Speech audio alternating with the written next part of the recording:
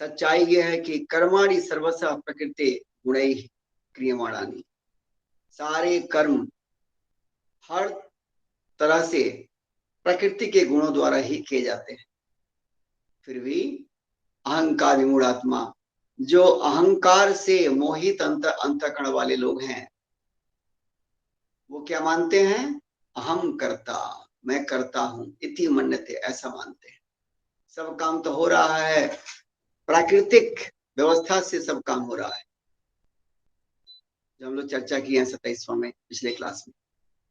लेकिन अहंकार के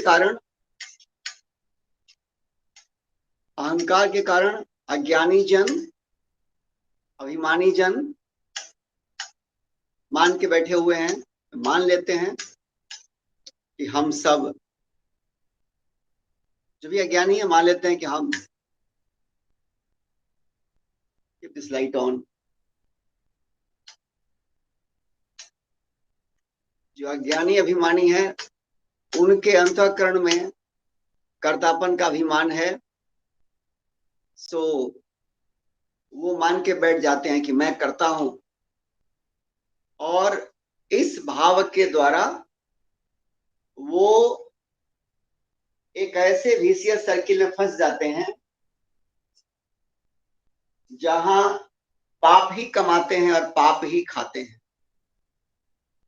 इसकी चर्चा हम लोगों ने किया है बृहत रूप से पिछले क्लास तक, तो हम लोग 3 क्लास किए हैं उस पर, 3 सेशन। और हम सब कम या ज्यादा समाज के अधिकतर लोगों का, मेजॉरिटी का हाल वही है। कोई मुझे कहता है कि मैं अपनी कमाई का रोटी खाता हूं, तो मुझे तरस आता है, ये सुनने में ही तरस आता है। अपनी कमाई का रोटी खाता हूं, अगर ये मन में आ गया तो अहंकार का ही तो परिचय है। मानते हैं कि मैं सात्विक कर्म कर रहा हूं, मैं ईमानदारी से काम कर रहा हूं, मैं अपनी मेहनत से सब काम कर रहा हूं, तो लोग कहते हैं मेहनत की रोटी खाता हूं, देखो तो मैं सेल्फ मेड मैन हूं, मैं तो ये कमाता हूं। ये चलो ईमानदारी का कद्र है, ईमानदारी बहुत बड़ा गुण है। जिस देश में, जिस समाज में, जिस घर में, जिस रिश्तों में हो ईमानदारी, वहां मिट जाएगी विपत्तियां सारी। लेकिन इसके साथ ये भी ध्यान रखना है कि ये अहंकार, मैं ईमानदार हूं, मैं दानी हूं, मैं तो अपनी मेहनत का खाता हूं, ये भी अहंकार जो है ये भी अच्छा नहीं है। क्योंकि सच्चाई ये है कि बाहर से दिखता है कि मैं कर्म कर रहा हूं, मैं बोल रहा हूं, मैं चल रहा हूं, ये बाहर से दिखता है। सच माने में ऐसा है नहीं, क्योंकि जब मैं अपने आप को देह मानूंगा, अपने आप को ये जो शरीर है ये मानूंगा, तब तो ये बात सच है कि मैं चलता हूं, मैं खाता हूं, मैं पीता हूं, पूर्णतः सच हो जाएगा। लेकिन जब मैं अपनी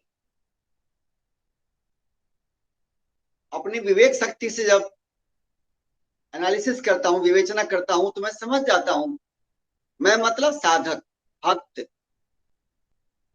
जिज्ञासु, जो शास्त्र का अध्ययन करता है, सत्संग करता है, श्रवणम करता है और मनन करता है, चिंतन करता है, वो समझ जाता है कि मैं शरीर नहीं हूं, मैं इंद्रिय भी नहीं हूं, मैं बुद्धि भी नहीं हूं, मैं मन भी नहीं हूं, मैं इससे परे कुछ हूं जो न जन्मता है न मरता।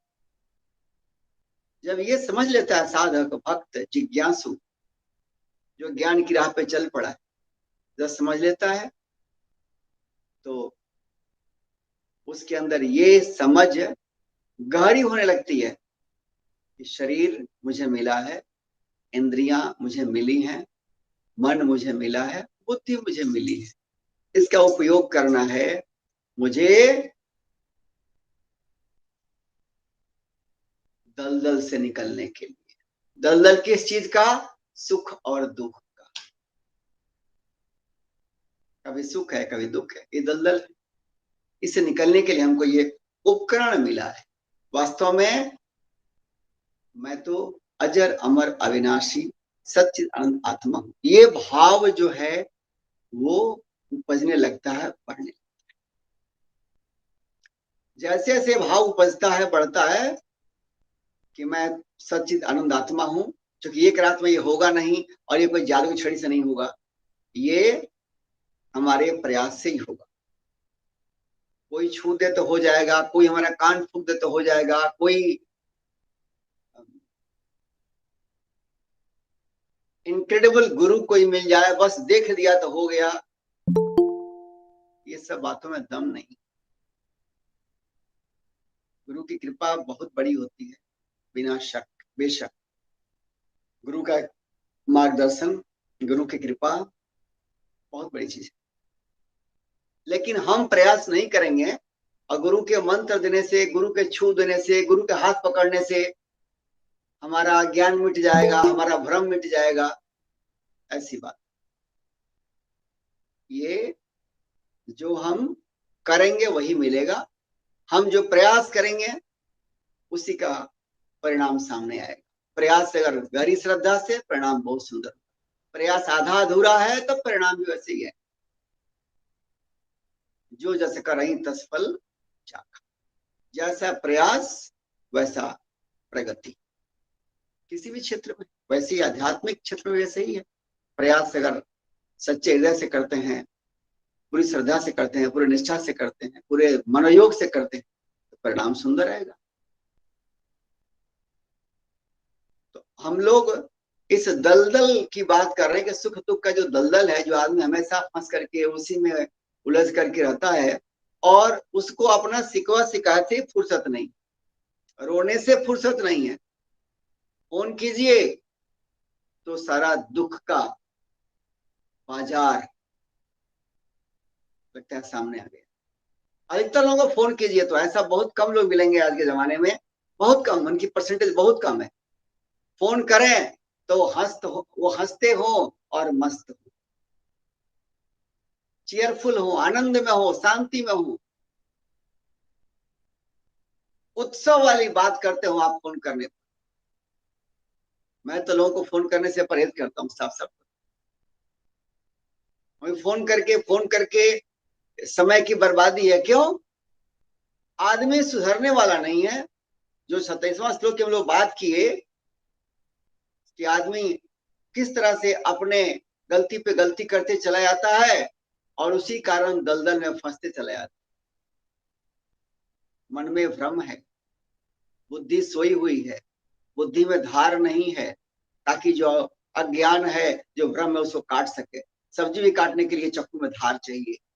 वैसे ही जो हमारे मानस पटल पे जो भ्रम है अज्ञान के कारण, उसे काटने के लिए बुद्धि में धार चाहिए।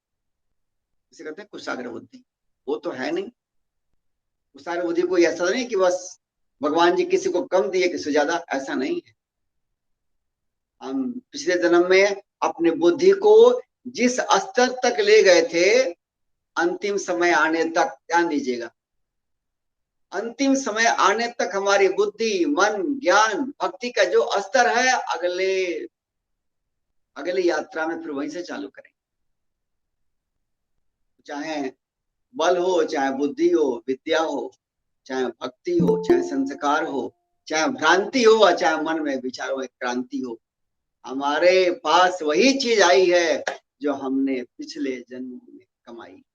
किसी को दोष देना और किसी को आरोप प्रत्यारोप लगाना, ये अपने मुंह पे चांटा मारने ऐसा है, या आसमान में थूकने ऐसा है। आसमान में थूको, अपने ऊपर आएगा।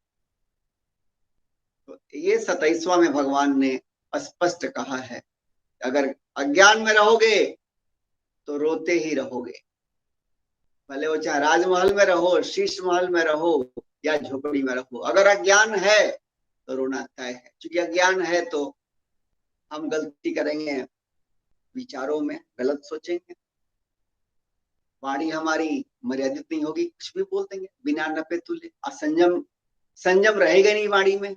जो मन किया, जैसे मन किया, जब मन किया बोल दिए, तो ना मन में, विचारों में निर्मलता नहीं होगी, और वाणी में संयम नहीं होगा, और कर्म में कर्म योग नहीं होगा। तो थूक भाव से हमारे खाते में क्या आएगा? पाप ही आएगा। इसलिए आज की जो लाइन जो मैंने भगवान की प्रेरणा से जो भगवान जो प्रेरणा दिए हैं, जो आज की लाइन जो आप लोगों के हृदय तक पहुंचाया हूं मैं, आज के श्लोक का जो सारांश है, उसमें आप लोग देखे होंगे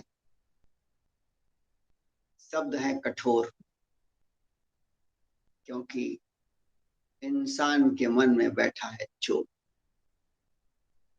उस चोर को झटका देने के लिए था शब्दों का कठोर प्रयोग कभी कभी करना जरूरी। इंसान के मन में चोर कौन सा है? काम चोरी। कौन सी काम चोरी? अपने को दलदल से निकालने के लिए सक्रिय है। क्या करना हो दलदल से निकालने के लिए? वो श्लोक आज 28वां श्लोक। तत्त्ववितु महाबाहो गुण व कर्म विभागयो गुणा गुणेसि वर्तन्त इति मत्वा न सज्जते। ये है रंग लगाने वाला, अलख जगाने वाला, जीवन के रथ को राज रथ की नाई सजाने वाला, ऐसा श्लोक ये। डंके की चोट पे जैसे कोई बात कही जाए, वैसे भगवान यहाँ पे ललकार के कह रहे हैं, तत्त्ववितु महाबाहो गुण कर्म विभागयो। महाबाहो, हे महाबाहो, हे बलशाली। जो बलशाली होता है, बलशाली शक्तिशाली, जो कुछ करने में सक्षम हो, जिसके बारे में जिसका रिकॉर्ड, ट्रैक रिकॉर्ड बहुत बढ़िया हो। ये तो अर्जुन का ट्रैक रिकॉर्ड बहुत बढ़िया था, बड़े बड़े योद्धा उनके सामने टिकते नहीं थे। इतने बड़े धनुर्धर थे अर्जुन, और सिर्फ धनुर्धर ही नहीं थे, तपस्या में, चरित्र में, नैतिकता में, ईमानदारी में, कर्तव्य निष्ठा में, कई चीजों में अर्जुन अद्भुत थे। योद्धा होकर के फिर डांसर भी थे। किसी एक आदमी में इतना कॉम्बिनेशन मिलना ये बहुत दुर्लभ। ट्रैक रिकॉर्ड अर्जुन का एकदम स्वर्णिम था, चमकने वाला था। किसी पापी को छोड़ना नहीं है और किसी धर्मी को तकलीफ नहीं होना चाहिए। धर्मी का सम्मान और धर्मी का अहंकार तोड़ो, ये एक धार्मिक योद्धा का कर्तव्य होता है। दुष्ट हैं उनको उनकी सीमा में रखो, और जो सज्जन हैं उनको सहयोग दो, ताकि सज्जनता समाज में बढ़े। ये धर्म योद्धा का कर्तव्य होता है। अर्जुन उसके लिए जाने जाते थे, बलशाली, इसलिए कह रहे हैं महाबाहो। तत्व, तत्वविद तू, जो पहला शब्द है तत्वविद का मतलब होता है जो तत्वदर्शी है। कहते हैं वेदविद, जो वेददर्शी है, जो वेद का ज्ञान जिसको मालूम। तत्वविद जो तत्वदर्शी है, जो तत्व का मतलब होता है थॉरोली जानना, इन डेप्थ रूप से जानना, गहराई से जानना, एकदम अल्ट्रा क्लियर समझदारी, अल्ट्रा क्लियर अंडरस्टैंडिंग, उसे कहते हैं तो अरे अरे फलाना ऋषि तो तत्वज्ञ थे, मतलब वो इस जीवन का या सृष्टि का जो रंगमंच है, इसको भली भांति समझते थे। थॉरोली जानकारी उनको थी, एकदम गहराई से समझ थी, कहीं उसमें थोड़ा भी भ्रम नहीं था। इससे कहते हैं तत्व से जान। तू का मतलब तत्वविद तू, तू का मतलब होता है परंतु। क्यों भगवान जोड़ रहे हैं? इसको अरेंज ऐसे करूंगा मैं, इसका अर्थ निकालने के लिए, तू महाबाहो गुण कर्म विभागयो तत्वविद गुणा गुणेशु वर्तन्त। तू मतलब परंतु। क्यों परंतु कहते हैं? पहले कह चुके हैं कि जो कर्तापन के कारण जो अहंकार में डूबे रहते हैं, उनकी गति क्या होती। पिछले 27वां में समझा चुके हैं, हम लोग चर्चा विस्तृत किए थे कि जो जिनके अंदर से कर्तापन नहीं गया, उनका जीवन अपने लिए भी बोझ बन जाता है। कर्तापन नहीं जाएगा कि मैंने ये किया, मैंने वो किया। जब तक ये शरीर मेरा है, ये धन मेरा है, ये रिश्ते मेरे हैं, ये पद मेरा है, शोहरत मेरा, मैं तो दुनिया का बहुत बड़ा स्कॉलर हूं, मैं तो दुनिया का बहुत बड़ा शक्तिशाली आदमी हूं, देखो मेरे इशारे पर तो ये हो सकता है, मैं तो 100 को मंदिर बनवा दिया, मैं तो ये बनवा दिया, वो बनवा दिया, ये कर दिया, इतने लोगों को मैं इतना दान दे दिया। जब तक ये मैं है, तब तक वो आदमी कब गिर जाएगा, कहां तक गिरेगा आप कह नहीं सकते। आप पुराणों में पढ़िए, पुराण हमारे लिए कोई माइथोलॉजी नहीं है। माइथोलॉजी मतलब क्या होता है, जिसकी धारणा वाला जो टेक्स्ट है। जो पुराण है वो हमारी धारणा का टेक्स्ट नहीं है, वो सब हमारे इतिहास है। तो अपने इतिहास को पढ़ें, कहा भागवत पुराण पढ़ें कि एक से बढ़कर एक तपस्वी और यशस्वी, एक से बढ़कर एक कीर्तिमान लोग अहंकार के कारण कैसे गिरे। इसलिए कर्तापन का अहंकार वो हमको गिराने के लिए विष के समान है। और घर में भी, हमारे घर परिवार में, समाज में, मोहल्ले में, जैसे जैसे हम ब्रह्मचर्य से गृहस्थ और गृहस्थ से वानप्रस्थ और वानप्रस्थ से चौथा आश्रम संन्यास आश्रम, जैसे जैसे हम आश्रम में हमारी प्रगति होती है एज के हिसाब से, वैसे वैसे अगर हम उसकी मर्यादा का पालन नहीं करेंगे तो क्या होगा, नदी मर्यादा तोड़ देती है तो नदी की भी दुर्दशा है और आसपास जो लोग हैं उनका भी हक। वैसे ग्लेशियर अपना मर्यादा अगर तोड़ देगा तो ग्लेशियर ग्लेशियर नहीं रहेगा और जिन लोगों को लाभ मिल रहा है उनको इतना ही मिल जाएगा।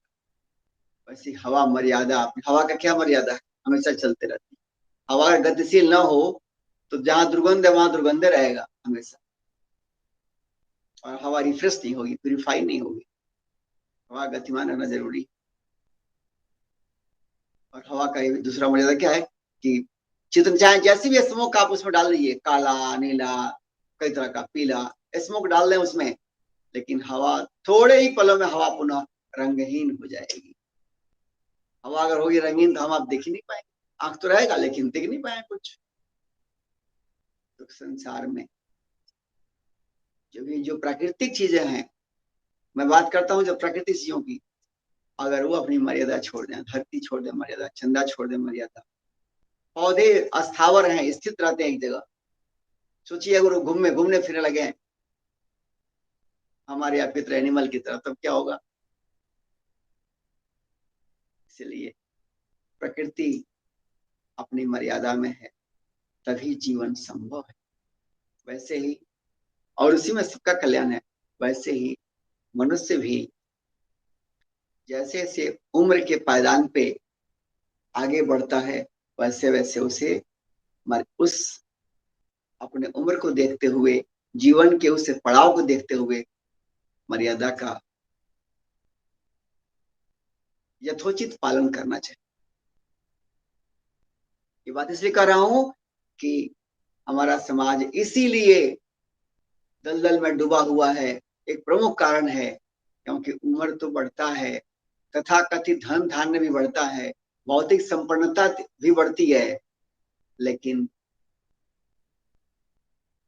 भौतिक संपन्नता बढ़ती है और बौद्धिक संपन्नता भी बढ़ती है, इंटेलेक्चुअली, है ना, मोर नॉलेजेबल। तो भौतिक संपन्नता बढ़ी, बौद्धिक संपन्नता बढ़ी, शारीरिक संपन्नता भी बढ़ जाती है, शरीर से स्वस्थ हैं, आयु के हिसाब से भी लंबी आयु मिल गई, सामाजिक संपन्नता बढ़ गई, पॉलिटिकली और पावरफुल हो गए। ये सबके साथ अगर आत्मिक रूप से हम संपन्न नहीं बने कि अहम आत्मा शिवो हम, अगर इस दृष्टिकोण से हम संपन्न नहीं हुए, मतलब उसमें स्थित नहीं हुए, उसमें उन्नत नहीं हुए, तो बाकी सारी संपन्नता को लानत। क्यों? बाकी सारी संपन्नता भी रहते हुए भी हमारे चिंता दुख तनाव को मिटा नहीं सकते। और चूंकि मैं अगर वरिष्ठ हूं अपने घर में, परिवार में, कुल में, समाज में, पड़ोस में, गांव में, मोहल्ले में, मैं वरिष्ठ हूं, तो मैं उन्नत नहीं हो रहा हूं अपने एज के पायदान पे पैर रखते हुए, उन्नत नहीं हो रहा हूं, तो इसका नतीजा क्या होगा? साइड इफेक्ट, हमारे पीछे जो लोग हैं वो लोग भी, उनको भी प्रेरणा नहीं मिल रही। किसी मोहल्ले में कोई डॉक्टर हो जाए, बाकी बच्चों को मिलती है प्रेरणा, ओ फलाना भैया, फलाना चाची, फलाना दीदी, फलाना बुआ तो डॉक्टर बन गई। किसी गांव में एक इंजीनियर हो जाए, जेई कर लिया, आईटी में चला गया, चाहे इंजीनियरिंग कॉलेज में चला गया, चाहे किसी और परीक्षा में चला गया, मेहनत करके पास होकर के, तो अब बाकी बच्चों को एक मिलता है ना, एक वेरी गुड इंस्पिरेशन, मोटिवेशन। लेकिन सोचिए अगर नहीं होगा तो। ऐसा मैं सुना हूँ बिहार में एक कौन गांव है, पहले मैं देखा था उसका ये क्लिप, कि जहाँ पहले गांव में एक आदमी कोई गया जेई पास करके आईआईटी में, और हाँ बुनकर लोग गांव है कहीं गया के पास बिहार में, और जो पास किया जेई और आईआईटी में गया, वो आदमी बहुत ही मतलब मैंने उस संपन्न का सोचते थे, बुनकरों की गांव थी तो कितनी परेशानी में बुनकर भाई और उनका परिवार रहता होगा। वो आदमी जब चला गया तो बाकी बच्चों को एक प्रेरणा मिली और बच्चे प्रयास करने लगे, और ये भी इससे भी जो संभव सपोर्ट हो सकता है ऑनलाइन, चाहे जिस तरह से ट्यूशन करके सपोर्ट करने लगा। तब बच्चों को, एक आदमी चला गया इंजीनियरिंग में, आईआईटी में, बाकी बच्चों के लिए वो एक आदर्श, एक मिसाल बन गया, एक मोटिवेशन। क्या वो भैया किए, फल्ला चाचा किए, हम भी कर सकते हैं। तो एकेडमिक क्षेत्र में इंस्पिरेशन, मोटिवेशन ऐसे काम करता है। वैसे ही जीवन का जो सबसे उत्कृष्ट श्रेणी का उन्नति है, जिसे हम लोग कहते हैं आत्मोन्नति। मैं आत्मा हूं, इस दृष्टिकोण से मेरी उन्नति हो। अगर इस पायदान पे हम आगे नहीं बढ़ेंगे तो अपना तो सत्यानाश कर ही रहे हैं, अपने पीछे वालों को सत्प्रेरणा नहीं देकर। अवसर मिला था मुझे सत्प्रेरणा देने का, अपना भी भला करता, उनका भी भला हो जाता, लेकिन मैं तो ना अपना भला किया और उनका भला करने के लिए उनको प्रेरणा भी नहीं मिली मेरे से। दो तरह का पाप हम कमाए।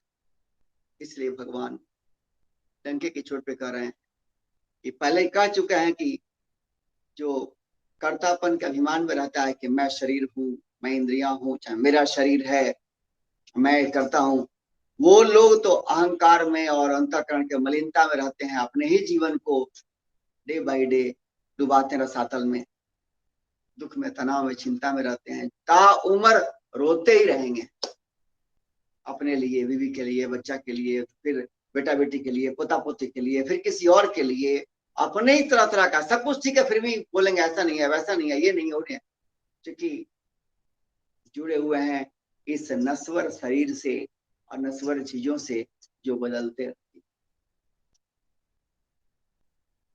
जो आपके हाथ में नहीं। जितना जुड़े रहेंगे नश्वर चीजों से, ये संसार की चीजों से, इस शरीर संसार का हिस्सा है, जितना अधिक जुड़ाव रहेगा उतना ही ज्यादा हमारे ऊपर दुख और चिंता सताता है। क्यों? क्योंकि ये जो नश्वर चीजें हैं, ये आप चाहें चाहे नहीं चाहें, ये परिवर्तित होंगी, ये बदलेंगी, इनमें उतार चढ़ाव होगा।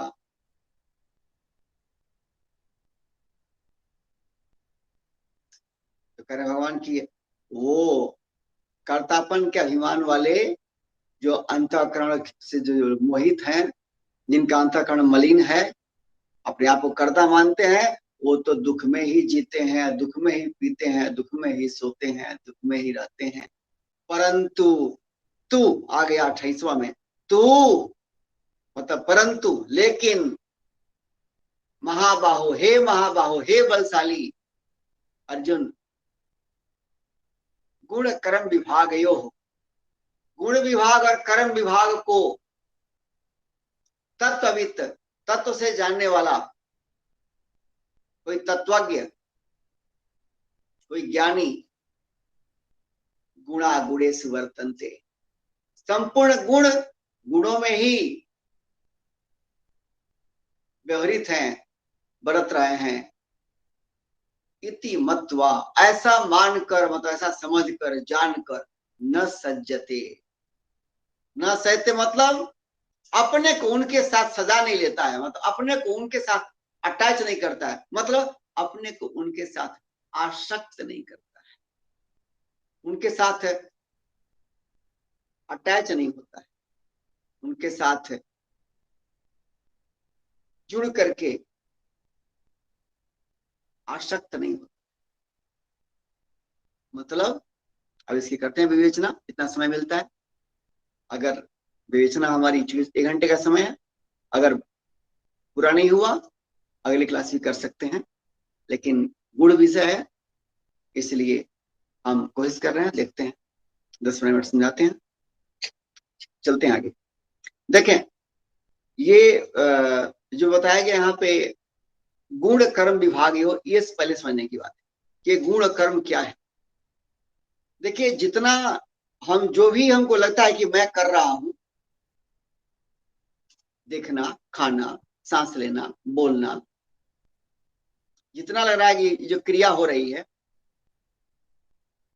ये कर्म हुआ, और ये क्रिया का प्रभाव जिस पे पड़ रहा है, जैसे मैं देख रहा हूं तो कुछ आंखों से कुछ तो दिख रहा होगा ना, घर, दीवार, टीवी, टेबल, कुछ दिख रहा है। तो ये एक्शन, जो कर्म है, जो क्रिया है वो, और जो चीज दृश्यमान हो रहा है, ये दोनों, जो दृश्यमान है वो भी गुण है, गुण मतलब प्रकृति है, आज जो क्रियाएं हो रही हैं वो भी प्रकृति के द्वारा ही हो रही है। गुण का मतलब होता है पूरा ये प्राकृतिक संगठन जो अनात्मा है, उसमें क्या किया गया, पिछली क्लास में चर्चा ये हुई थी, शरीर, इंद्रियां, मन, बुद्धि, और जिन चीजों से ये बने हैं शरीर, इंद्रिया, मन, बुद्धि, इन्हीं चीजों से सृष्टि भी बनी है, पूरा विश्व बना है इन्हीं चीजों से, पंच महाभूत, और 3 तरह का जो गुण है प्रकृति का, सतोगुण, रजोगुण, तमोगुण और पंचभूत। तो त्रिगुणमयी प्रकृति है जहां 3 तरह के कंपोनेंट्स हैं, सत्व, रजस एंड तमस, और पंचभूत हैं, इससे प्रकृति है। और मेरे शरीर में भी यही पंचभूत हैं, ये तीनों गुण हैं, सत्व, रजस, तमस, और इन्हीं से हमारी इंद्रियां ही बनी है, मन भी बना। मन और बुद्धि ये बहुत ही सब्टल, बहुत ही सूक्ष्म रचना है प्रकृति के, जो प्रकृति से बने हैं। और शरीर जो है स्थूल है, दृश्यमान है। तो गुणा गुणे से वर्ध, गुणा का मतलब होता है प्रकृति, ये जो भी हो रहा है, ये अनात्मा का जो समूह है, शरीर, मन, बुद्धि, इंद्रियां, ये किसके साथ कर रहे हैं इंट्रैक्शन, किसी काम में, संसार के साथ। मैं देख रहा हूं संसार को, तो गुणा गुणेशु मतलब ये जो प्राकृतिक संगठन है, ये किस में इन्वॉल्व हो रहा है, किसके साथ ये इंटरेक्ट कर रहा है, किसके साथ इसका मेल मिलाप हो रहा है किसी भी क्रिया करने में, बाह्य प्रकृति के साथ। तो ये हमारा जो तथा कथित शरीर, मन, बुद्धि, इंद्रिय, इसको मैं मान बैठा हूं, मैं है या मेरा है, ये जो भी क्रिया कर रहे हैं उन क्रियाओं में यही हो रहा है कि ये प्राकृतिक संगठन, जिसको गुण कहते हैं वेदांत में, ये संसार का जो प्राकृतिक समूह है, जो गुण है, ये गुण और वो गुण आपस में इंटरेक्ट हो रहे हैं। जैसे मैं खा रहा हूं, तो खाने का जो क्रिया हो रहा है, तो हमारी इंद्रिया जो है वो किससे बनी है, इन्हीं प्राकृतिक चीजों से। और खाने की वस्तु क्या है, भी पदार्थ है, अनात्मा है। तो मैं बीच में कहां से आ गया कि मैं खा रहा हूं, क्या मैं सच्चिदानंद आत्मा मैं खा रहा हूं, बिल्कुल नहीं। जैसे बिजली से कहा जाए कि बिजली आप प्रकाश दे रही हो, बिजली बोलेगी नहीं, प्रकाश मैं नहीं देती हूँ, मैं हूं। अब बल्ब में ऐसा, चाहे ट्यूबलाइट में ऐसा व्यवस्था है कि फिलामेंट जो लगे हुए हैं उसमें ऐसी व्यवस्था की गई है कि ये हमारे प्रेजेंस से, हमारे प्रवाह से लाइट और लाइट का हो रहा है उत्सर्जन। वैसे बिजली से कहा जाए बिजली आप ठंडक दे रही हो एसी से, बिजली बोलेगी नहीं नहीं नहीं नहीं, वो मैं नहीं दे रही, मैं तो बस प्रेजेंट हूँ एसी में, और एसी उपकरण है अपना काम, उसमें से व्यवस्था है। वैसे मेरी आंखें बोले कि मैं देख रही हूँ, नाक बोलेगा मैं सूंघ रहा हूँ, तो नाक सूंघ रहा हूँ तो नाक की बनावट किससे बनी है? नाक प्राकृतिक चीजों से। इसे कहते हैं गुणा, मतलब जो ये प्राकृतिक जो कंपोनेंट्स हैं जिनसे पूरी सृष्टि बनी हुई है उसे गुण कहते हैं, जो अनात्मा है। तो नाक उसी से बना हुआ है, और नाक जो काम कर रहा है सूंघने का, हमको लगता है मैं सूंघ रहा हूँ, हाँ मैं तो खुशबू सूंघ रहा हूँ। चलिए, कहने बोलने के लिए चल सकता है, लेकिन कॉग्निशन में, असली समझदारी में तो आना चाहिए कि ये नाक सूंघ रहा है, मैं आत्मा हूं, मैं तो कुछ नहीं करता हूं। कॉग्निशन में ये होना चाहिए, बैक ऑफ द माइंड में। नाक सूंघ रहा है तो क्या सूंघ रहा है? स्मेल, बाहर की चीजें। तो स्मेल क्या है? कोई ना कोई चीज वातावरण में इवेपोरेट हो रही है, वो गैस में उसके मॉलिक्यूल कन्वर्ट हो रहे हैं, परिवर्तित हो रहे हैं, और वो मॉलिक्यूल हवा के माध्यम से नाक तक पहुंच रहे हैं। ये तो केमिस्ट्री है, ये तो विज्ञान है। तो जो चीज आ रहा है, जो चीज आ रहा है सूंघने में, वो भी मैटर है, पदार्थ है, तो उसे ही गुण कहते हैं। वेदांत में पदार्थ को गुण कहते हैं, जो प्राकृतिक पदार्थ है अनात्मा है, गुण कहते हैं। तो ये नाक भी गुण हो गया, और जो पदार्थ के साथ ये कर रहा है इंटरेक्शन, खींच रहा है, महक रहा है, वो भी गुण हो गया। तो ऐसे ही सब कुछ मिला लीजिए। इसके हमारा ये जो इंद्रिय है स्किन, इस पे सपोज कोई ठंडा बर्फ लाया और स्पर्श में लगा दिया उसको, चाहे कोई आग वाला चीज आया लगा दिया, तो इसको जो अनुभव आ रहा है, हम बोले कि भाई मैं तो स्पर्श कर रहा हूँ आग का या बर्फ का स्पर्श कर रहा हूँ, लगता है कि मैं कर रहा हूँ। वास्तव में जो चमड़ा है, जो स्किन है, ये गुण, गुण का मतलब क्वालिटी नहीं, मैं बार बार कह रहा हूँ, इसीलिए कंफ्यूजन होता है। यहाँ गुण का मतलब है ऐसी चीज जो सृष्टि का कंपोनेंट है, जिसे सृष्टि बनी है, और वो क्या है? अनात्मा, जड़ वस्तु। ठीक है, क्योंकि इसका स्वभाव है परिवर्तित होते रहना, बदलते रहना। जैसे पानी है, पहले बर्फ था, फिर लिक्विड हो गया, फिर गैस हो गया, फिर वो गैस से बन सकता है लिक्विड, फिर लिक्विड से बन सकता है आइस, बर्फ, फिर बर्फ से सीधे गैस बन सकता है।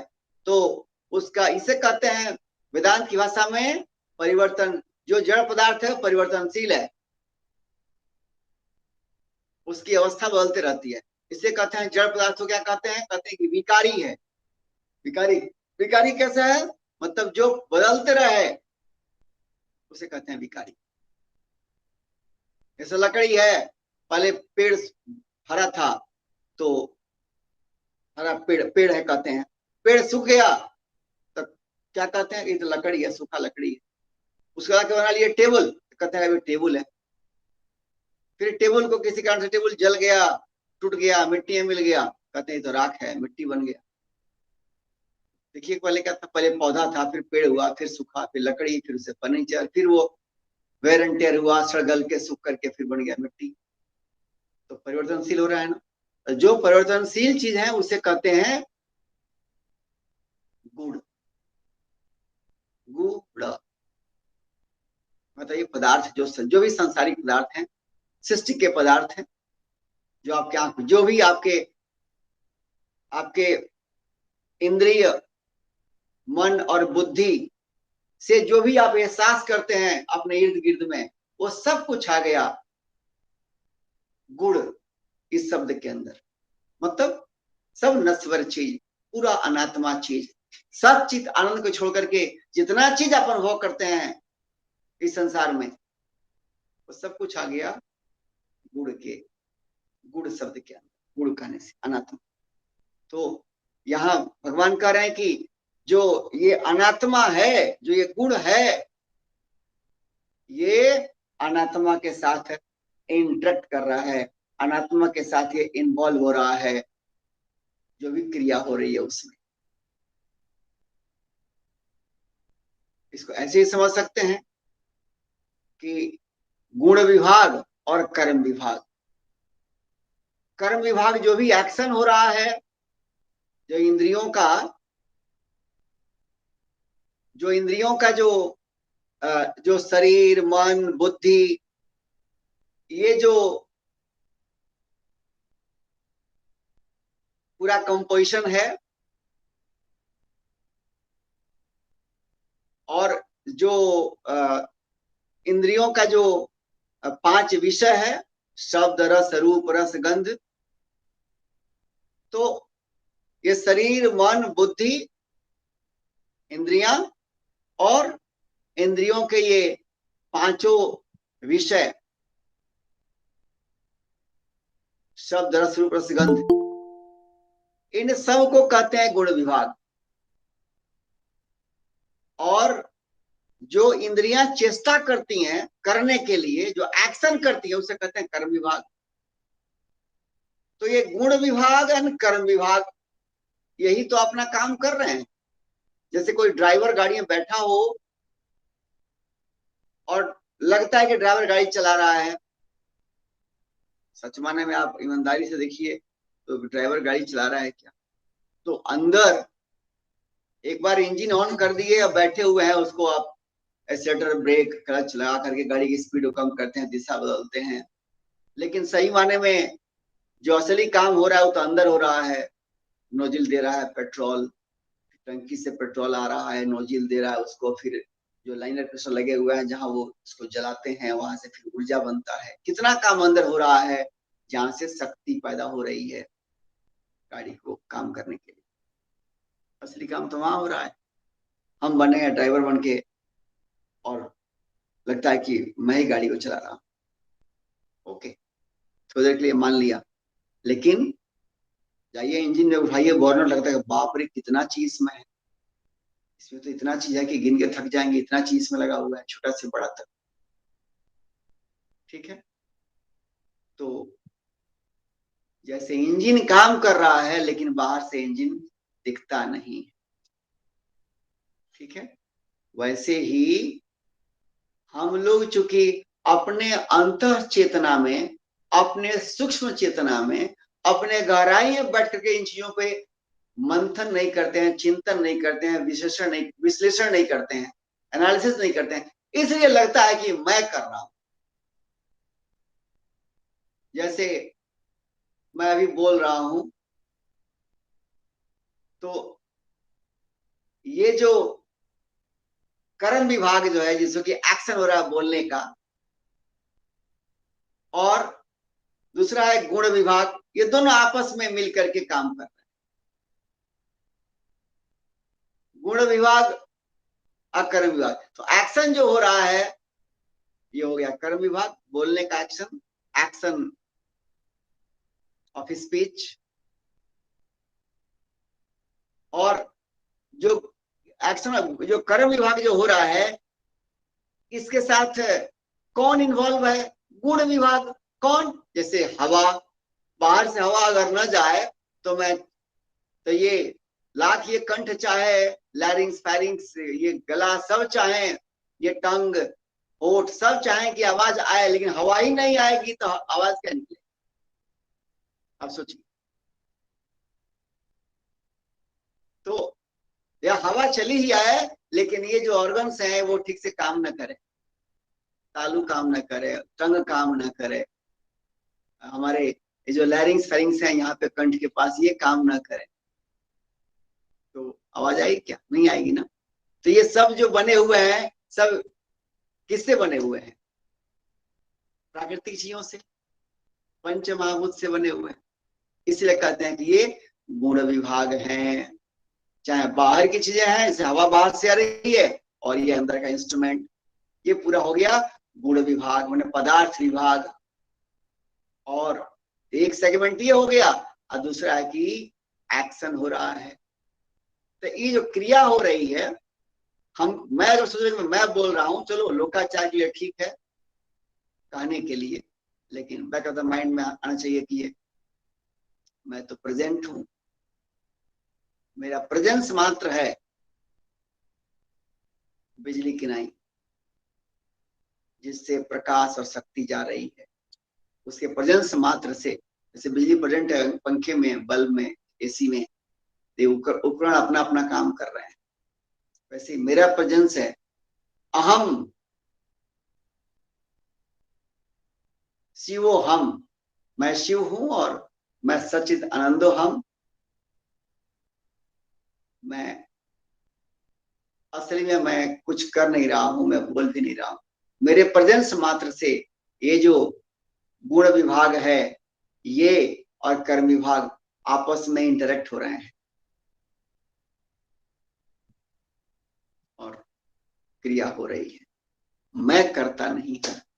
अब ये गुण विभाग भी और कर्म विभाग भी दोनों को कह लें, समझें तो ये किसी भी दृष्टिकोण से ये मेरे जाति के नहीं है, क्योंकि कर्म विभाग भी सीमित है। जैसे मेरे बोलने के पहले कर्म नहीं था, अब मेरी बोली बंद हो गई, मुंह बंद कर लिया, एक्शन नहीं है। तो हर एक्शन का एक आदि है और अंत है, हर कर्म का एक आदि है और अंत है। और जो गुण विभाग है, मतलब जो नश्वर पदार्थ विभाग है संसार का, सांसारिक पदार्थ, वो भी परिवर्तनशील है, हर पल वो चेंज हो रहे हैं। जैसे हमारे शरीर का जो कोई भी कोशिका ले लें, इस पल जो मेरा शरीर है अगले पल ठीक वैसे नहीं है, क्योंकि इतना अंदर हो रहा है ट्रांसफॉर्मेशन, केमिकल रिएक्शन, हम लोग बाहर से देखते नहीं है। जो बायोकेमिस्ट्री के जानकार हैं वो सब देख रहे हैं, जानते हैं, समझते हैं। हर पल शरीर हमारा ये पुराना हो रहा है, हर पल इसमें कुछ चीज बन रहा है, कुछ बिगड़ रहा है, कुछ सिंथेसिस हो रहा है और कुछ मेटाबोलाइज हो रहा है, टूट रहा है। हर पल कोशिकाओं का निर्माण और विनाश हो रहा है, पुरानी कोशिकाएं जा रही हैं, नई कोशिकाएं बन रही हैं। तो मेरा शरीर भी विकारी है, परिवर्तनशील है। तो ये जो गुण विभाग है, जो पदार्थ विभाग है, जिससे पूरी सृष्टि बनी हुई है, वो विकारी है, परिवर्तनशील है। और कर्म विभाग जो है, चाहे वो आंख का, नाक का, कान का, त्वचा का जो भी कर्म है, यही परिवर्तनशील है। दोनों परिवर्तनशील है, लेकिन मैं तो अपरिवर्तनशील हूं, मुझ में कोई परिवर्तन नहीं है, मैं तो अजर अमर अविनाशी शाश्वत सत्य हूं, वो आत्मा हूं, मैं ब्रह्म हूं। इस दृष्टिकोण से भी मेरी जाति और इस नश्वर की जाति अलग अलग है। तत्वविद जो तत्व से जानते हैं, तत्वविद किसे कहते हैं? जो गुण विभाग को और कर्म विभाग को भली भांति जानते हो कि ये दोनों अनात्मा हैं और मैं आत्मा हूं, मैं इनसे अलग हूं, मैं शरीर से अलग हूं, मैं बुद्धि से अलग हूं, मैं मन से अलग हूं, मैं इंद्रियों से अलग हूं, एक्शन से अलग हूं। और एक्शन में जो इन्वॉल्व है ये शारीरिक क्षेत्र और जो शरीर के बाहर का जो सांसारिक क्षेत्र है, यही एक्शन में इन्वॉल्व है। तो इन दोनों से मैं अलग हूं। जो इसे भली भांति समझता हो और जिसको इसका रियलाइजेशन हो गया, इसका साक्षात्कार हो गया, वो तत्वज्ञ है, वो उसे कहते हैं तत्वविद। हम सब लोग साधक हैं, सिद्ध नहीं है। भगवान की कृपा से हम लोग अपने अपने प्रयास में लगे हुए हैं। भगवान कह रहे हैं कैसे प्रयास करो आप? कह रहे हैं यहाँ पे कि इति मत्वा न सज्जते ऐसा समझ करी थी, मतलब ऐसा मतवा मतलब ऐसी मति बनाकर, मैंने ऐसी सोच बनाकर, ऐसा विचार बनाकर, ऐसी समझदारी विकसित करके, मतलब ऐसा ज्ञान पा करके, ऐसी समझ पा करके, न सज्जते, उसमें आसक्त नहीं होते हैं, उसमें सजते नहीं हैं, उसमें उलझते नहीं हैं, इन सांसारिक चीजों से जुड़ते नहीं हैं, इन सांसारिक चीजों में अटैच नहीं होते हैं। जैसे नदी और नाव, नाव चलती है नदी के ऊपर, लेकिन नाव नदी के ऊपर ही है, लेकिन वो अगर अगर समझिए कि नाव चिपक गई जैसे चुंबक की नाई नदी के पानी से, तो नाव में गति होगी? नहीं होगी ना। जैसे नदी और नाव का संबंध है, दोनों नाव जो है नदी के ऊपर है, पानी के ऊपर है, लेकिन चलते हुए है, चिपकती नहीं है। वैसे ही शरीर, मन, इंद्रियां, समझ लीजिए नदी हो, और मैं आत्मा, समझिए कि मैं नाव हूं, इनसे चिपकूंगा नहीं, मैं अपनी आत्म मस्ती में मैं स्थित रहूं। ये है ज्ञानी का रियलाइजेशन। जो इसे रियलाइज कर ले वो ज्ञानी है। इसे कहते हैं जो ऐसा समझ जाता है, ऐसा एहसास कर लेता है, वो तत्वविद है, वो तत्वज्ञ है, वो तत्वदर्शी है, वही ज्ञानी है, वही सिद्ध है। हम सब साधक हैं, हम सबको सिद्धि नहीं मिली है। जैसा प्रयास करेंगे वैसी प्रगति होगी। तो जो ये ज्ञानी का लेवल है, वन कहते हैं कि ज्ञानी का तो लेवल ऐसा हो जाता है, इसलिए उसके अंदर अहंकार नहीं होता है। और जब अहंकार नहीं होगा तो कोई भी काम का जो पाप और पुण्य है, क्योंकि उसके अंदर कर्तापन का ही मान नहीं है, तो कर्तापन का ही मान नहीं है तो पाप और पुण्य उस पर चिपकेंगे नहीं। क्योंकि कर्तापन का अभिमान है, वही पाप और पुण्य के लिए चुंबक किनाई आकर्षण बन जाता है। कर्तापन का अभिमान, जब ज्ञान हो गया तो कर्तापन का अभिमान रहेगा नहीं। जैसे कोई आप कोई पहलवान, जो हम लोग गांव में देखे हैं पहलवानी, कितने देखे, कितने पहलवान को अच्छा से खूब तेल लगा के जाएंगे देह के ऊपर, पहलवानी के पहले खूब मालिश करेंगे। और अब गए जब गांव में से हम लोग देखे हुए हैं बचपन में, और जब गए जब अखड़ा में, तो दूसरा पहलवान चाहेगा पकड़ना तो देह पकड़ाएगा ही नहीं, क्योंकि आदमी ने इतना तेल मालिश करके गए हुए हैं कि वहां कितना ही मिट्टी लगा है और फिर भी देह जो है चिकना हो गया है। तो वैसे ही है, कर्म का परिणाम जो है, हर काम का अगर कर्तापन का ही मान है तो कर्म का परिणाम हमारे ऊपर चिपकेगा। पुण्य कर्म का पुण्य आएगा और पाप कर्म का पाप आएगा। और उसको भोगने के लिए अवश्य में भोक्तव्यम कृतम कर शुभाशुभम, अच्छे कर्म का भोगने के लिए सुख आएगा, बुरे कर्म को भोगने के लिए दुख आएगा। दोनों मेरे खाते में आएंगे और हमको डुबाते रहेंगे सुख और दुख में, सुख और दुख में, सुख और दुख में डुबाते रहेंगे। और हम वैसे ही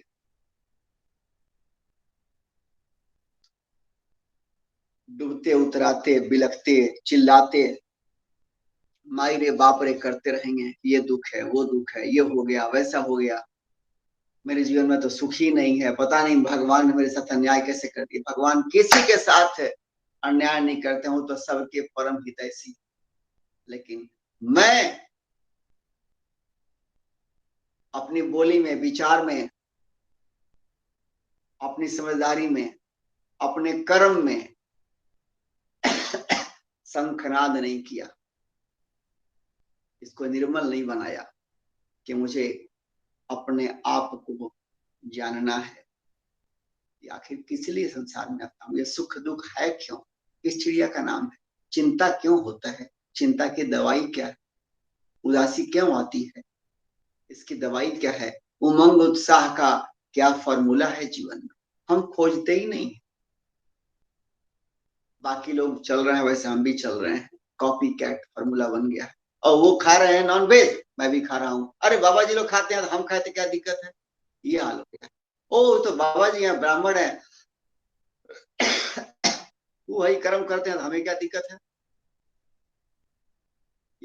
अरे वो तो प्रोफेसर साहब हैं, जब वो पीते हैं अल्कोहल, हमें क्या दिक्कत है? अरे वो तो इंजीनियर साहब, वो तो हमारे भैया फलना आईआईटी में पढ़ाई करते हैं, वो सिगरेट पीते हैं, तो मैं क्या गलत कर रहा हूँ? ये गिरावट का तकाजा है, नजारा है, क्योंकि आदर्श, सुंदर आदर्श, अच्छे आदर्श, सत्पुरुषों का आदर्श, मन को आकर्षित करने वाले सद्गुणों के आदर्श ये कम हो गए, और इसी और धड़ल्ले से लोग देखा देखी बस उसी अंधेरी राह में चल। तो जब हमने अपना सुधार नहीं किया, अपना उद्धार नहीं किया, तो मेरे बदले में रोएगा कौन? मुझे ही रोना पड़ेगा। कभी अपने लिए, खुद के लिए, कि मेरे पास पैसे नहीं हैं, तो मेरे पास सुख साधन की चीजें नहीं हैं। कभी रोना पड़ेगा कि मेरा बेटा ऐसा हो गया, तो बेटी ऐसी हो गई, तो बहू ऐसी आ गई, दामाद ऐसा हो गया, तो फलाना ठिकाना था, भाई ठीक नहीं है। शिकायत खत्म नहीं होगा, आरोप प्रत्यारोप चलता रहेगा, इसी में जीवन खप जाता है, और बार बार आएंगे और जाएंगे। बचपन से बड़े हो गए, लेकिन बुद्धि में बड़प्पन नहीं आया। उम्र हो गई 60 की, 70 की, 80 की, लेकिन बड़प्पन नहीं आया। बड़प्पन तो उसे कहेंगे कि मैं अपने बड़प्पन को पहचान लूं कि सचिद आत्मा से बड़ा कुछ नहीं है, उससे ऊंचा कुछ नहीं है, उससे उत्तम कुछ नहीं है, उससे बड़ा पद कुछ नहीं है, उससे बड़ा ज्ञान कुछ नहीं है, उससे बड़ा चुंबक कुछ नहीं है, उससे बड़ा आकर्षण कुछ नहीं है। मैं उसको जानता हूं, वो खुद मैं हूं। क्यों नहीं उसमें डूबते हैं? इस जन्म में जो जो रिश्ते नाते, बाल बच्चे, नाती पोता, संगी साथी, हित मित्र जो मिले हुए हैं, उन्हीं में चिपक करके तथा अपने मन की चाह में ऐसा हो जाता, वैसा हो जाता, ये नहीं हुआ, वो नहीं हुआ, इसी राग और द्वेष में, और इसी लोभ और मोह में, और इसी कर्तापन के अहंकार में, अभिमान में पिसा करके एक बार मौत आती है, पीस करके चली जाती है। फिर अगला जन्म मिलता है, फिर वहां भी यही कहानी दोहराई जाती है, अगर मानव जीवन मिला तो। और सत्संग भजन किए हुए हैं, भक्ति के राह पे चल रहे हैं थोड़ा बहुत, तो मानव जीवन मिल सकता है। बढ़िया भक्ति रहेगी, संस्कार बढ़िया है, तो अच्छा परिवार में थोड़ा मिल जाए। और नहीं तो मिलेगा मानव जन्म, लेकिन वही मिलेगा किसी कबाड़ी परिवार में, जहाँ न संस्कार होगा, न विचार होगा, न साधना का माहौल होगा, न स्वच्छता होगी। कुत्ते बिल्ली के नहीं लोग पैदा होते हैं, बड़े बड़े महल गाड़ी में चलते हैं, वैसे ही कहीं जन्म हो जाएगा। नहीं कहीं कहीं जन्म होगा जहाँ लोग बहुत तरह से पॉवर्टी में है, तो उसमें जीवन खप जाएगा, अवेयरनेस आएगा नहीं। तो ये भगवान ज्ञानी के बारे में बता करके कह रहे हैं कि ज्ञानी कभी भी देह से, मन से, इंद्रिय से चिपकता नहीं है। ये जो नश्वर चीजें हैं संसार की, प्लस ये नश्वर है जो संसार का ही अंश है। हम संसार शब्द का प्रयोग करते हैं तो उसमें ये मेरा जो भौतिक ये बनावट है, जो मुझको मिला है, जिसको मैं मेरा कह रहा हूं, ये भौतिक बनावट भी आ गया संसार शब्द के अंदर। हमें भगवान जगा रहे हैं, ज्ञानी इससे चिपकता नहीं है, न बाहर के संसार में, और न संसार के इस अंश में, शरीर में, मन में, इंद्रियों में चिपकता नहीं है। इनको मैं नहीं मानता, मैं नहीं मानेगा तो अहंकार नहीं करता, ये कर्तापन का अहंकार नहीं होगा, तो जहां कर्तापन का अहंकार टूटा, आखिर मैं कौन हूं, उसमें स्थिति हो जाएगी। ज्ञान उसी मस्त, फिर सुख काहे को उसको ऊपर ले जाए, और दुख काहे को उसको डुबाए। किसी संसार के सुख में इतनी ताकत नहीं कि ज्ञानी को बैलून के नहीं ऊपर उठा दे, और किसी दुख में इतनी ताकत नहीं जो ज्ञानी के मन में चिंता बढ़ा। सुख और दुख, दुख आया भी पहाड़ की नहीं, तो पल के लिए आएगा, फिर ज्ञानी बोलेगा क्या है, सो वाट, तो क्या हो गया, संसार है, चीजें बदलती हैं, इसके लिए इतना गम क्यों करना। वो ताकत, वो अलग चलाता है ज्ञानी के। कौन कहते हैं? ऐसा क्यों कह रहे हैं ज्ञानी के बारे में? कि बता रहे हैं उदाहरण, हम सब की यात्रा का एक ही मकसद है, ज्ञान पाना। कौन ज्ञान पाना? फिजिक्स का, केमिस्ट्री का, मैथ का, बायोलॉजी का, वो सब तो ज्ञान का एक पहलू, वो ज्ञान का पूर्ण पहलू नहीं है। ज्ञान की पूर्णता नहीं है physics, chemistry, math, biology, political science, history, geography, कोई भी जो संसारिक विषय है, सब्जेक्ट है, जो पढ़ते हैं स्कूल कॉलेज में आजकल, वो ज्ञान की पूर्णता नहीं। ज्ञान की पूर्णता है विद्या अमृतम स्नुते। विद्या वो है जो अमृतत्व हमको देते, अमृतत्व हमारे जीवन में, अमृतत्व से अमृत चखा दे। वो अमृत कौन है? मैं हूं। मुझको मुझसे मिला दे, वो ज्ञान की पूर्णता है। उसी ज्ञान की बात हो रही। ज्ञानी जिसको पा लिए हैं, वही पाने के लिए हम सब पैदा होते हैं संसार में। लेकिन आए थे हरिजन को उठने लगे कपास, आए थे ये करने के लिए, लेकिन बाल्यावस्था आई तो भी उसमें समझ नहीं आई, जवानी आई तो भी दूसरे दुनिया में रहे जवानी में, और जब जवानी गई, वानप्रस्थ आया, तब भी लगे हुए हैं कि ऐसा नहीं हुआ, वैसा नहीं हुआ, ये भी लग गया, ये वियोग हो गया, ये भी छूट गया, परिवार टूट गया, तो फलना चीज, नौकरी चली गई, तो अब उम्र भी ऐसा हो रहा है, तो नाती पोता का ये हाल है, तो फलना चिलना 50 को चीज यहाँ रखे हुए हैं। अरे कहानी कभी खत्म होगी? कभी खत्म नहीं होगी। इट इज जस्ट बेवकूफी, नथिंग एल्स।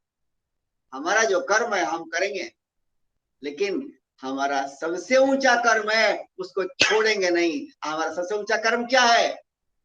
हम पैदा होते हैं ज्ञानी, लेकिन हमारा एक ही मुकाम उद्देश्य है कि मैं बनूं ज्ञानी। तो जो ज्ञानी जिसको हासिल कर चुके हैं, जिसमें स्थित हो चुके हैं, हम सबको उस स्थिति में आने के लिए भगवान आह्वान कर इस श्लोक के माध्यम से कि हे अर्जुन, तुम अभी जो शोक में डूबे हुए हो, भगवत गीता शुरू करने के पहले जो शोक में डूबे थे, तुम्हारे शोक का कारण क्या है? कर्तापन का अहंकार, कि युद्ध करूंगा जीवन में, इस युद्ध के कारण पता नहीं कौन कौन सा पाप मेरे ऊपर चढ़ जाएगा। तुम भ्रम के कारण तुम शोक में डूब गए थे। तुम्हारा भ्रम तब टूटेगा जब कर्तापन का अहंकार का गुब्बारा फूटेगा। उसको फोड़ो और अपना रिश्ता अपने आप से जोड़ो, अपने आप में जग जाओ। फिर अगले पल ही मौत फरमान आएगी, तो तुम बोलोगे कि मैं जिस लिए पैदा हुआ था वो काम कर लिया, मुझ पे ताव रहेगा। जिसके लिए पैदा हुआ वो काम कर लिया, पैदा हुआ था। जीवन का एक ही मकसद है जो परीक्षित जानते थे, शिवो हम तत्वमसि। हमारे बेटा बेटी, नाती पोता, सास बहू और जो भी लोग हमसे जुड़े हुए हो, हमारे चौथी पीढ़ी तक, सब अगर संसार में एकदम वेल टू डू हो, खूब बढ़िया सा फ्लरिश करते हो, फिर भी क्या उससे मेरा कुछ होने जा रहा है? बिल्कुल नहीं। वो तो वहम है, भ्रम है। जो ऐसा करेगा वैसा पाएगा। आपका भाई हो, बहन हो, माता हो, पिता हो, आपका कोई हितनाथ हो, कोई मित्र हो, शुभचिंतक हो, पड़ोसी हो, साथ में रहता हो, क्या तो करेगा वैसा भरेगा। गंदी है, जीवन गंदा होगा। मन गंदा है तो जीवन में दुख रहेगा ही। कर्म में खोट है तो जीवन में दुख रहेगा ही। तो आप चिंता किसके लिए करते हो? किसके लिए चिंता? उनके लिए जो मन में पवित्रता नहीं है, वाणी में शुद्धता नहीं है, संयम नहीं है, और कर्म में कर्म योग नहीं है, उनकी चिंता करते हैं व्यर्थ। उससे अच्छा है कि अपनी चिंता करें, उनके प्रति फर्ज अपना निभाएं यथोचित, वो ठीक है। लेकिन जिसके लिए पैदा हुए हो वो काम कीजिए। और पैदा हुए हम सब अपने को जानने के लिए। ये मेन काम में जितना ऊंचा उठेंगे, बाकी सब काम आप एकदम बढ़िया करेंगे। योगा कर्म से कौशलम, बाकी सारा काम आपका कर्मयोग बन जाएगा। इसी चर्चा थोड़ा और करेंगे अगले क्लास में हम। इसमें कहीं कोई क्वेरी आप लोगों की हो, कोई ऐसा पॉइंट हो जो